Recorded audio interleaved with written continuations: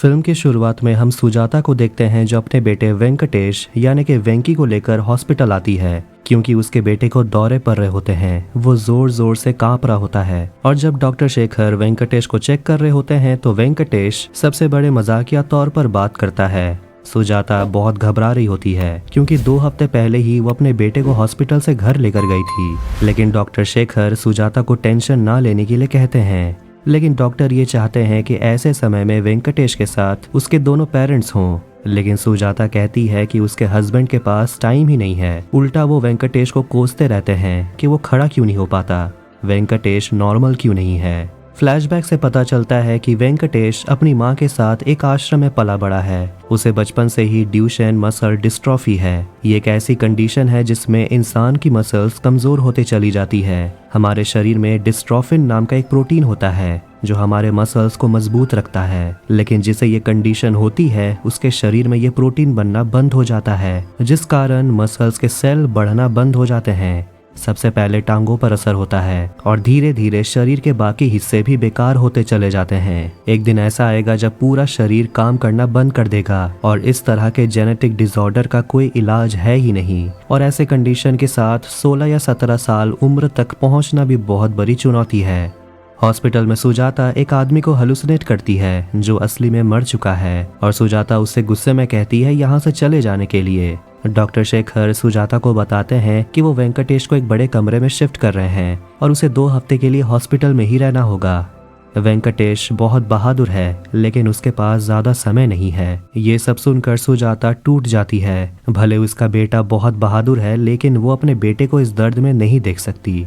अब सुबह हो जाती है और सुजाता अपने बेटे वेंकटेश को कहती है कि अगर तुम्हें कोई भी चीज की जरूरत हो तो मुझे कहना, मैं घर से ले आऊंगी। इस पर वेंकटेश कहता है कि आपको पता है मुझे क्या चाहिए, जिस पर सुजाता डर जाती है। हॉस्पिटल में नर्सेस मिलकर वेंकटेश को एक कमरे में शिफ्ट कर देते हैं। इसके बाद वेंकटेश अपनी माँ से बात करता है और अपनी आखिरी ख्वाहिश के बारे में सुजाता से कहता है, लेकिन सुजाता इस पर कहती है कि मैं तुम्हारी माँ हूँ, इसीलिए इस ख्वाहिश को मैं पूरा नहीं कर सकती।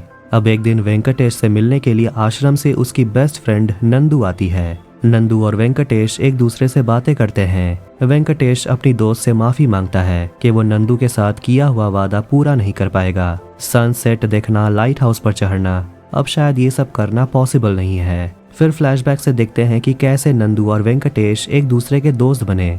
दोनों बचपन से ही एक दूसरे के साथ थे। दोनों ने मिलकर अपना एक बकेट लिस्ट भी बनाया है और नंदू ये उम्मीद करती है कि जैसे ही वेंकटेश हॉस्पिटल से निकल जाएगा दोनों ये बकेट लिस्ट कंप्लीट करना शुरू कर देंगे। लेकिन सैडली वेंकटेश कहता है कि ये तो लिस्ट तुम्हें अकेले ही कंप्लीट करना होगा। अपने भाई और अपनी बेटी शारदा के साथ बात करते वक्त सुजाता कहती है कि मैंने अपने बेटे के लिए सब कुछ किया है, लेकिन अब जो वो मांग रहा है वो मैं उसे नहीं दे सकती। और यहाँ हमें पता चलता है कि वेंकटेश की आखिरी ख्वाहिश है क्या, वो है यूथेनेशिया यानी कि इच्छा मृत्यु। वेंकटेश से मिलने के लिए उसकी बहन शारदा आती है। डॉक्टर शेखर वेंकटेश को चेक करके वहां से निकलते हैं और वो शारदा को बताते हैं कि उसने वेंकटेश को पेन किलर दिया है जिससे उसका दर्द थोड़ा शांत हो गया है। शारदा अपने भाई से बात करती है और गुस्से में पूछती है कि तुम्हें पता भी है कि तुम मांग क्या रहे हो, तुम सिर्फ खुद के बारे में सोच रहे हो। जिस पर वेंकटेश कहता है कि पूरी जिंदगी माँ ने मेरे बारे में सोचा है और मेरे लिए ही सब कुछ किया है, कम से कम ये करके माँ मुझ पर गर्व तो महसूस कर सकती है। सुजाता जाती है हॉस्पिटल के बोर्ड मेंबर मिसेस भवानी से मिलने के लिए और उससे बात करती है कि वेंकटेश अपना ऑर्गन डोनेट करना चाहता है, लेकिन बात यह है कि हॉस्पिटल सिर्फ उन पेशेंट्स का ऑर्गन डोनेट कर सकती है जो ब्रेन डेड हैं, लेकिन जब तक वेंकटेश जिंदा है तब तक कुछ नहीं किया जा सकता। सुजाता अपनी बेटी से बात करते हुए कहती है कि मिसेस भवानी से बात करके कोई फायदा हुआ नहीं और वेंकटेश भी इस जिद को पकड़कर बैठा हुआ है जो वो पूरा कर ही नहीं सकती। अब आखिरकार वेंकटेश को समझाने के लिए उसके गुरुजी आते हैं आश्रम से, जिसका वेंकटेश स्टूडेंट रह चुका है। गुरुजी वेंकटेश से कहते हैं कि हम सब स्टेशन पर खड़े हैं, किसी की रेलगाड़ी पहले आ जाती है किसी की बाद में, जिस पर वेंकटेश कहता है मेरी बारी तो आपसे पहले आ गई। गुरुजी उसे पूछते हैं कि तुम पहले जाकर करोगे क्या, जिस पर वेंकटेश कहता है कि वो अपने पैरों पर खड़ा होना चाहता है बिना किसी व्हीलचेयर के मदद से। वो ये बोलते हुए रोने लगता है कि वो दौड़ना चाहता है। वेंकटेश जाने से पहले अपना ऑर्गन डोनेट करना चाहता है, वो किसी के काम आना चाहता है, जिस पर गुरुजी कहते हैं इसका मतलब तुम जिंदा रहना चाहते हो, वो भी किसी और के शरीर में। इसका मतलब ये है कि तुम्हारा त्याग बेकार है। गुरुजी उसे आशीर्वाद देते हैं और चले जाते हैं। गुरुजी के जाने के बाद वेंकटेश गुरुजी के बातों पर ध्यान देता है और वो अचानक से रोने लगता है। उसे एहसास होता है कि वो अपनी माँ को छोड़ नहीं सकता। उसकी माँ उसे बहुत प्यार करती है और सुजाता ने अपना पूरा जीवन अपने बेटे को ही तो दिया है। ये सब सोचकर वो रोने लगता है। नंदिनी और शारदा को समझ नहीं आता कि आखिर वेंकटेश को हुआ क्या है। वेंकटेश अपनी माँ को देखने की जिद करने लगता है। ये सुनकर सुजाता भागी भागी हॉस्पिटल आती है और अपने बेटे को गले से लगा लेती है, क्योंकि वेंकटेश किसी भी चीज को सह लेगा, लेकिन उसकी माँ ही अगर उसे दूर चली जाएगी ये तो उसके मरने जैसा ही हो गया। अगले दिन डॉक्टर शेखर वेंकटेश का चेकअप करने के लिए आते हैं और वेंकटेश के काका यानी कि मोहन वापस अपने घर जाने वाले हैं, क्योंकि उन्हें अपना आश्रम को भी तो संभालना है। अब रात में जब वेंकटेश चैन से सो रहा होता है तो उसकी माँ सुजाता को बेचैनी होने लगती है, क्योंकि उसे डर लगता है और उसका मन करता है कि वो अपने बेटे को जगा दे, ये देखने के लिए कि वो जिंदा है कि नहीं।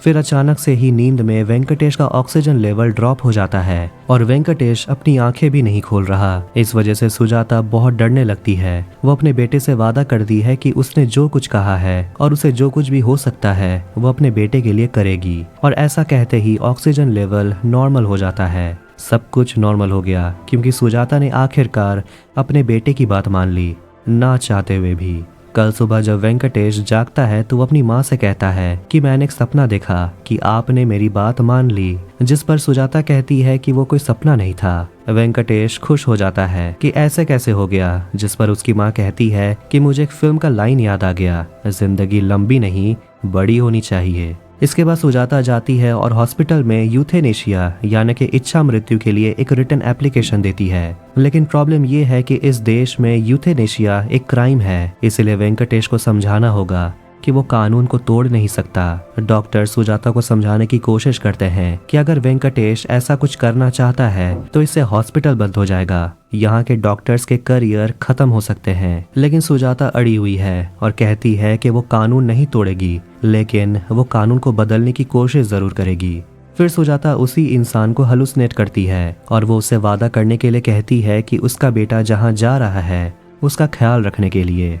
अब अपने बेटे की इच्छा पूरी करने के लिए सुजाता और डॉक्टर शेखर जाते हैं मिस्टर परवेज एक लॉयर से मिलने के लिए। और केस की डिटेल जानने के बाद मिस्टर परवेज कहते हैं कि केस लड़ना तो दूर, ऐसा लगता है कि आपके केस को सीरियसली सुना भी नहीं जाएगा। लेकिन फिर भी वो इस केस को लड़ने के लिए मान जाता है, क्योंकि शेखर ने परवेज की माँ की जान बचाई थी और वो शेखर के बात को टाल नहीं सकता। इसीलिए वो सुजाता की बात मानकर आज पिटीशन डालने के लिए तैयार हो जाता है। परवेज अपने क्लाइंट यानी के वेंकटेश से मिलने के लिए आता है और ऐसे हालत में भी वो उसकी जिंदा दिली स्वभाव देखकर परवेज काफी इमोशनल हो जाता है। इसके बाद वो एक रिपोर्टर संजना को कॉल करता है और उसे एक स्टोरी कवर करने को कहता है अपने न्यूज चैनल के लिए, जो कोई और नहीं बल्कि वेंकटेश की स्टोरी है जो यूथेनेशिया की मांग कर रहा है। इसके बाद संजना मिस्टर परवेज का इंटरव्यू लेती है जो न्यूज चैनल पर ब्रॉडकास्ट किया जाता है, जिस पर मिस्टर परवेज कहते हैं कि यूथेनेशिया वैसे तो देश में गैर कानूनी है, लेकिन देखा जाए तो वेंकटेश दूसरों को जिंदगी देने के लिए लड़ रहा है और सुजाता बस लोगों का नजरिया बदलने की कोशिश कर रही है। इसके बाद न्यूज चैनल में ऐसे बहुत सारे केसेस आने लगते हैं जहां ऐसे बहुत सारे माँ बाप होते हैं जो अपने बच्चों के लिए ऑर्गन डोनेशन का वेट कर रहे हैं। उन सभी को ऐसा लगता है कि वेंकटेश जो कर रहा है वो बिल्कुल सही है। अगर ऑर्गन डोनेशन बड़े पैमाने पर होने लगा तो ऐसे बहुत सारे पेशेंट्स हैं जिनकी जानें बच सकती हैं। न्यूज चैनल एक ओपिनियन पोल डालती है जिसमें वो लोगों से पूछते हैं क्या वेंकटेश को अपनी आखिरी इच्छा पूरी करने का हक है, और देखते हैं कि ज्यादातर लोग जवाब में हाँ देते हैं। फिर हम एक फ्लैशबैक देखते हैं जहां वेंकटेश अपनी माँ के साथ साइन लैंग्वेज में बात करता है। अब प्रेजेंट में वेंकटेश की हालत और खराब हो जाती है, वो तो ठीक से बात भी नहीं कर पाता, इसीलिए वो अपनी माँ से साइन लैंग्वेज में बात करता है। अगले दिन परवेज और संजना वेंकटेश से मिलने के लिए आते हैं और वेंकटेश साइन लैंग्वेज में उनसे बात करता है। परवेज बताता है कि आज न्यूज चैनल पर पैनल डिस्कशन होने वाला है और आज लॉ मिनिस्ट्री को जवाब तो देना ही होगा। संजना वेंकटेश को देखकर रोती है, जिस पर वेंकटेश साइन लैंग्वेज में संजना से कहता है कि ऐसे मत देखो वरना तुम्हें मुझसे प्यार हो जाएगा। ये सुनकर सबके चेहरे पर एक मुस्कान आ जाती है। पैनल मीटिंग में संजना, परवेज, मिसेस भवानी और लॉ मिनिस्टर सब एक साथ डिबेट करते हैं, जहां लॉ मिनिस्टर डायरेक्ट कहता है कि वो ऐसे कोई कानून का साथ नहीं देगा जो यूथेनेशिया को बढ़ावा देती है। लेकिन मिसेस भवानी कहती है कि वेंकटेश का केस बहुत ही रेयर है और संजना पोल का रिजल्ट मिनिस्टर को दिखाती है कि 80% लोग ऐसा चाहते हैं कि यूथेनेशिया लीगल हो जाए और पब्लिक के दबाव के कारण मेडिकल रिव्यू कमेटी बनाया जाता है। इस बात से वेंकटेश और पूरी फैमिली बहुत खुश होती है और एक दिन वेंकटेश से मिलने के लिए उसके पापा आते हैं, लेकिन वेंकटेश अपने पापा से बात करना भी नहीं चाहता। शारदा भी अपने पिता को देखकर बहुत गुस्सा होती है कि उसके पिता ने अपने बेटे को टीवी पर देखकर क्रेडिट लेने आ गए हैं, इसीलिए वो अपने पिता को कहती है यहाँ से चले जाने के लिए। फ्लैशबैक में देखते हैं कि कैसे उसके पिता पहले से ही ये बोला करते थे कि वेंकटेश तो कुछ साल में ही मर जाएगा, इसीलिए उसे उसके हाल पर छोड़ देना चाहिए। उस पर पैसे खर्च करके फायदा क्या है। शारदा 10 साल की थी जब उसके पिता घर छोड़कर चले गए। एक दिन मेडिकल रिव्यू कमेटी वेंकटेश से मिलने के लिए आती है। वेंकटेश अपनी इच्छा से कहता है कि वो अपना ऑर्गन डोनेट करना चाहता है, लेकिन कमेटी उसके रिक्वेस्ट को मना कर देती है। परवेज, संजना और शेखर एक साथ मिलकर बातें करते हैं और सोचते हैं शायद यूथेनेशिया लोगों के लिए एक नया कॉन्सेप्ट है, इसीलिए लोग इसे ज्यादा सीरियसली लेते नहीं। इसीलिए हमें लोगों को समझाना होगा कि इसमें हम पेशेंट की जान जाने की बात नहीं करते, बल्कि उन पेशेंट्स की जिनकी उम्मीद है ही नहीं बचने की, उनको बचाने की कोशिश करते हैं। अब अगले दिन से कोर्ट में ट्रायल शुरू हो जाता है, जहां परवेज जज के सामने ये कहता है कि वेंकटेश बच नहीं सकता, लेकिन वो बाकियों की जान जरूर बचा सकता है। लेकिन ऑपोजिशन लॉयर मिसेस कुमार कहती है कि वेंकटेश की इच्छा को पूरा करना मतलब मर्डर है और वेंकटेश के फैमिली के ऊपर वो आरोप लगाती है कि शायद उसकी फैमिली अपने बेटे को मारना चाहती है पैसे कमाने के लिए उसके ऑर्गन्स को बेचकर, जिस पर सुजाता बहुत गुस्सा हो जाती है। मिसेस कुमार अदालत में कहती है कि लोग इस कानून का गलत फायदा उठाने लगेंगे, डॉक्टर पेशेंट्स को मारने लगेंगे उसके ऑर्गन्स को बेचने के लिए। फिर मिसेस कुमार डॉक्टर शेखर को कटघरे में बुलाती है और उसे पूछती है कि आपको क्या लगता है कि वेंकटेश की मौत कब होगी, एग्जैक्ट डेट और टाइम बताइए। जिस पर शेखर कहता है कि कोई भी डॉक्टर एग्जैक्ट टाइम नहीं बता सकता। इससे मिसेस कुमार ये बताना चाहती है कि अगर किसी भी पेशेंट से उसकी लाइफ का एक भी मिनट छीन लिया जाए तो ये मर्डर ही होता है। लेकिन डॉक्टर शेखर कहते हैं कि वेंकटेश वैसे भी मर रहा है और अगर वो अपने ऑर्गन्स को डोनेट करना चाहता है तो इसमें प्रॉब्लम है क्या।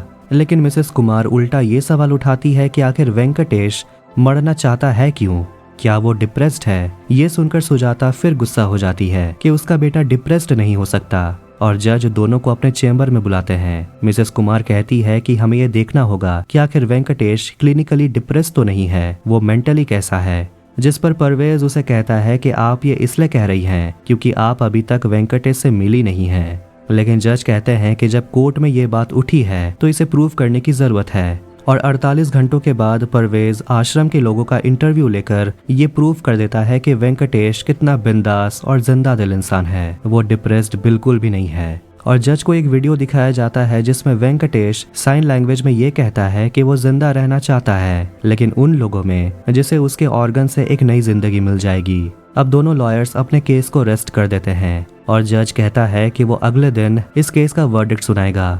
जज घर वापस जाते हैं तो वो न्यूज चैनल पर एक न्यूज रिपोर्टिंग देखते हैं जिसमें 20 साल के लड़के को ब्रेन डेड डिक्लेयर कर दिया गया था और उसके सारे ऑर्गन्स डोनेट कर दिए गए थे, जिससे 4 लोगों की जान बच गई।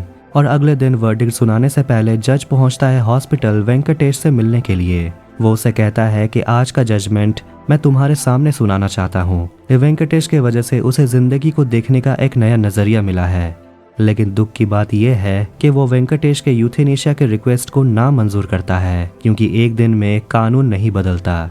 लेकिन वो वेंकटेश से वादा करता है कि वो कानून में बदलाव जरूर लाएगा, क्योंकि जैसे किसी इंसान को इज्जत से जीने का हक है, उसे इज्जत से मरने का भी पूरा हक मिलना चाहिए। ये बात सुनकर वेंकटेश जज को थैंक यू कहता है और कहता है कि अगर उसके पास समय होता तो वो जज के साथ चेस जरूर खेलता। भले ही परवेज, सुजाता, संजना और वेंकटेश इस केस को हार जाते हैं, लेकिन पूरे देश में यह मुद्दा उठाया जाता है कि एक बार पूछने के लिए उन पेशेंट से जो ऑर्गन मिलने का वेट कर रहे होते हैं और दम तोड़ देते हैं। वेंकटेश के आखिरी समय में उसकी माँ उसके साथ होती है। फिर वो उसी आदमी को वहां देखती है जो कहता है कि वेंकटेश अब उसके साथ जाने के लिए तैयार है। सुजाता अपनी बेटे के लिए लोरी गाती है और थोड़ी देर के बाद वेंकटेश सभी को छोड़कर हमेशा के लिए चला जाता है। वेंकटेश के याद में नंदिनी, सुजाता, शारदा लाइट हाउस के ऊपर जाते हैं और देख पाते हैं कि वेंकटेश की आंखों की वजह से अब नंदिनी देख पाती है। और इसी के साथ 2022 में रिलीज हुई एक बेहतरीन मूवी सलाम वेंकी यही एंड होती है। तो अगर आपको ये वीडियो पसंद आया तो वीडियो को लाइक करें और चैनल को सब्सक्राइब करें ऐसे ही मूवीज और टीवी सीरीज एक्सप्लेनेशंस के लिए। मिलते हैं नेक्स्ट वीडियो में। Take care.